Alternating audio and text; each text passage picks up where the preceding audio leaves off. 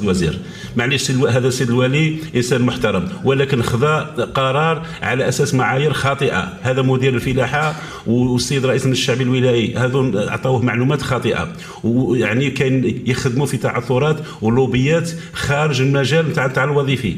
هذه الاخذ القرار هذا احنا بكري هذا تاع العشابه حياتنا كامله، حياتنا كامله ونحن نخدموا كما كاس الوزير. سيد الوزير احنا حياتنا كامله هذا عشابه من مر السنين. اذا كان هذا الجماعه هذا الناس اللي راهم يخدموا في جهات معينه هذو لازمهم الجزاء. سيد الوزير المحترم افتح لنا تحقيق. احنا خوتنا بالشار نحترموهم رجالا ونساء، اطفال وصغار، اباء وكذا وكل شيء، من جبال قرود الى جبال عنقر الرجاء احترام هذه موالاه رجاء احترام صاحب السؤال سيدي المحترم. ما تقاطعش، ما عندكش الحق ما تقاطعني، انت تخدم مع الوالي، انت الرجاء احترام النظام الداخلي، تخدم مع الوالي، انت ما عندكش الحق ما تهضر معايا. هذه نقول لك ما عندكش الحق. الرجاء احترام النظام الداخلي الساده النواب. هذه ثروه حيوانيه، الرئيس الجمهوريه يؤكد على حمايه الموالاه وانتم تقهرون. هذا شيء طبيعي، هذا سيد احمد ليس المكان يسمح بذلك. فهمت؟ ذبابه سيد احمد انت تخدم مع الوالي. اسمع احنا نحترموا السيد.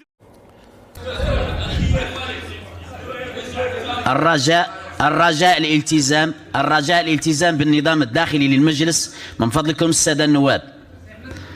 وليتفضل السيد وزير الداخلية والجماعات المحلية بالتعقيب. في نفس القاعة فيه تضارب للآراء، أنا أفضل ما نجاوبش. الاستجابة لطلبات كل القطاعات فيما يخص تسجيل الاعتمادات المعبر عنها كانت قد تؤدي إلى تفاقم وضع المالية العمومية، حيث بالمقارنة مع الاعتمادات المتوقعة في سنة 2025 ستسجل الرصيد الإجمالي للخزينة 32% بدلا ب 24% في الناتج الداخلي الخام، مما كان سيؤدي إلى عدم ملائمة الميزانية من جهة وارتفاع الدين الداخلي من جهة أخرى. وعليه فإن الاعتمادات المقترحة بعنوان سنة 2025 بعد المناقشات الميزانيتية المتعلقة بمختلف محافظ البرامج قد بلغت 15,817 مليون كرخص الالتزام و 16,795 مليار دينار جزائري كاعتمادات الدفع. طبعا احنا كنا قد عرضنا تصريحات لوزير المالية وقلنا بأنه في مصطلح الدين الداخلي واللي السلطة أو تبون بالخصوص في كل مرة يقول احنا لم نذهب إلى الاستدانة الخارجية، لكن كان وزير المالية قال بأنه بالرغم من أنه الاعتمادات المالية في ميزانية التسيير كانت ضخمة في هذا المشروع، إلا أنه قال احنا لم نستجب إلى كل متطلبات المشاريع التي يعني طالبت بها القطاعات، لأنه هذا راح يأثر على الدين الداخلي ويكون فيه ما إلى ذلك تضخم.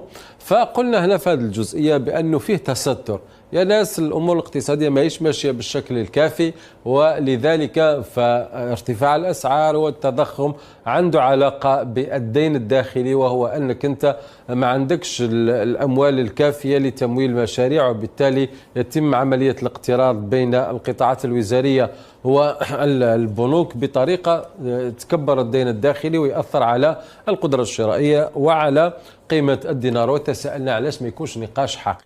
السيد الرئيس تحدث عن وزراء ومسؤولين متقاعسين، وللأسف رغم وجود المخلصين والأكفاء في هذا الوطن العزيز على غرار السيد وزير العدل والسيد وزير النقل والسيد وزير المالية ومن خلاله الضرائب والجمارك والميزانية، إلا أننا ابتلينا أيضا ببعض المسؤولين المحليين المتقاعسين الذين عطلوا التنمية وأفقدوا شريحة واسعة من المواطنين الثقة في دولتهم، وساهموا بطرق مباشرة أو غير مباشرة في حملات التيئيس. مسؤولون لا يستقبلون المواطنين، مسؤولون لا يسمعون لانشغالات المواطنين، مسؤولون لا يحلون مشاكل المواطنين. هؤلاء وجب وضع حد لتصرفاتهم ومعاقبتهم إن لزم الأمر، لأنهم الحلقة الأضعف في العملية التنموية.